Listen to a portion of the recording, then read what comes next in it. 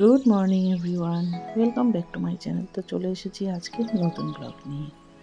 আজকে সোমবার আর এখন বাজে সকাল 6টা। তো আমি বেরিয়ে পড়েছি, যোগা ক্লাসে যাচ্ছি। কয়েকদিন থেকে সকাল সকাল যোগা ক্লাসে যাচ্ছি, বেশ ভালোই লাগে সকালবেলায় কি মাইন্ডটা ভীষণ ফ্রেশ থাকে, আর এই সময়টাতে যোগা করতেও খুব ভালো লাগে। মেইন প্রবলেমটা হলো সকাল সকাল ঘুম থেকে উঠে যাওয়া, কিন্তু একবার ঘুম থেকে উঠলে আর কোনো সমস্যা হয় না। তো ঘুম থেকে ওঠাটাই চাপের হয়ে যায়, যদিও একদিন উঠলে তারপরের দিন অটোমেটিক ওই সময়ে ঘুমটা ভেঙে যায়।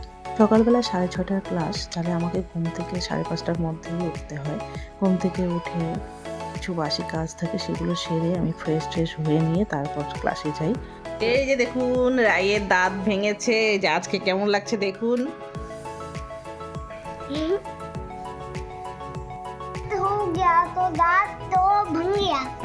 রাই এখন স্কুলে যাওয়ার জন্য রেডি হয়ে গেছে, 9টা বাজলেই বেরিয়ে পড়বে। আচ্ছা বের হও, এখন হয়ে গেছে। জুতাটা পরে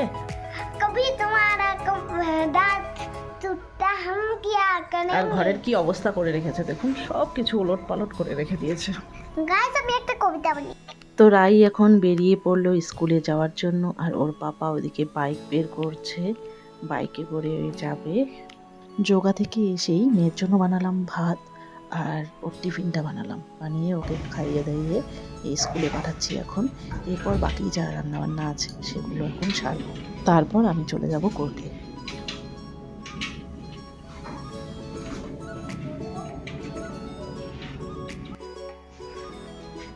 তো এখন চলে এসেছি আমাদের চেম্বারে। এখন এরপর এখান থেকে যাব আমি কোর্টে।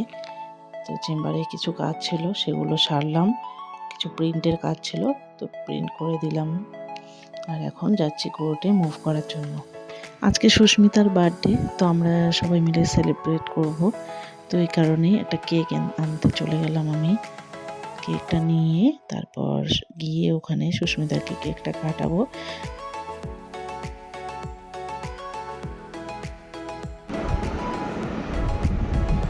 তো আমার কেক কেনা হয়ে গেছে, তো এখন বেরোচ্ছি। এরপর চলে যাব ডাইরেক্ট চেম্বারে।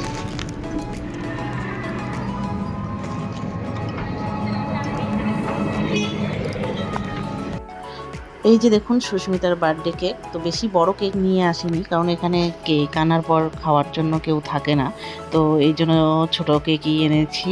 আর সবাইকে ডেকে এনেছি যাতে কেকটা কাটার সময় থাকে। তো সবাই চলে এসেছে, এখন আমরা কেক কাটিংটা শুরু করে দেব।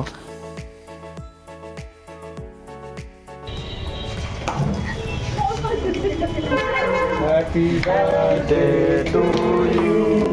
Happy birthday to you. Happy birthday, dear Samsa. Happy birthday to you.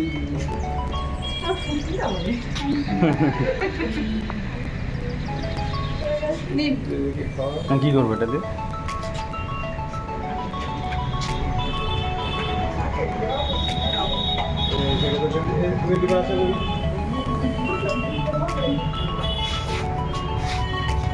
দিদিকে খাওয়াচ্ছে।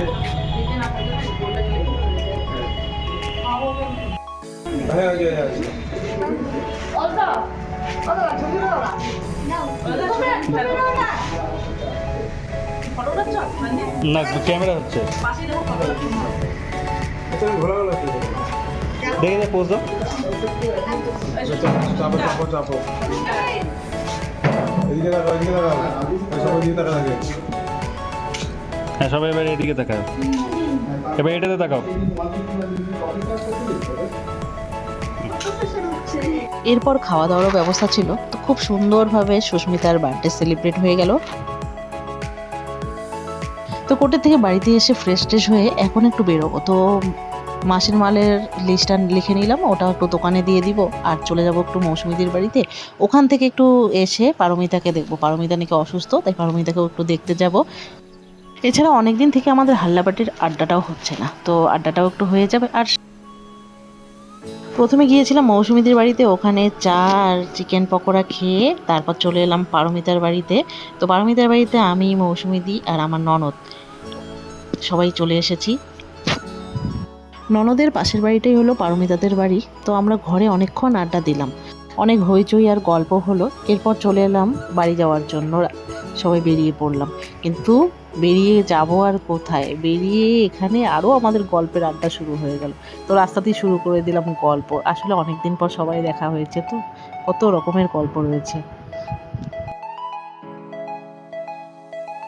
বাড়িতে আসার পর একটা পার্সেল অর্ডার করেছিলাম, তো সেটা আসার সাথে সাথেই মেয়ে শুরু করে দিল আনবক্সিং করতে।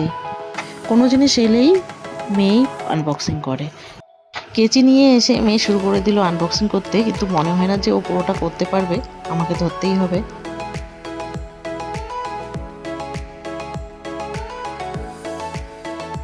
তো মেয়ে পারলো না, এখন আমাকে ধরতেই হলো। তো এরপরে আনবক্সিং করবো। তো আমি বাসন রাখার জন্য এই র্যাকগুলো অর্ডার করেছিলাম, তো এটা চলে এসেছে ফ্লিপকার্ট থেকে। তো সেটাই এখন আনবক্সিং করলাম। আনবক্সিং করার পর মেয়ে এখন দেখবে ওটা দিয়ে কি করতে হয়, কোথায় কি রাখতে হয়, সেগুলো এখন ওকে দেখিয়ে দিচ্ছি। আর ও এখন দেখাবে, তো এখন ও দেখাচ্ছে আর বুঝে নিচ্ছে কোথায় কোনটা রাখতে হয়। তোকে এখন আমি একটু দেখিয়ে দিচ্ছি। তো আজকের ব্লগটি এখানেই শেষ করছি। ভালো লাগলে অবশ্যই লাইক, শেয়ার আর কমেন্ট করবেন, আর চ্যানেলটি সাবস্ক্রাইব করে পাশে থাকবেন। সকলে আপনারা সুস্থ থাকবেন, ভালো থাকবেন, সাবধানে থাকবেন। টাটা।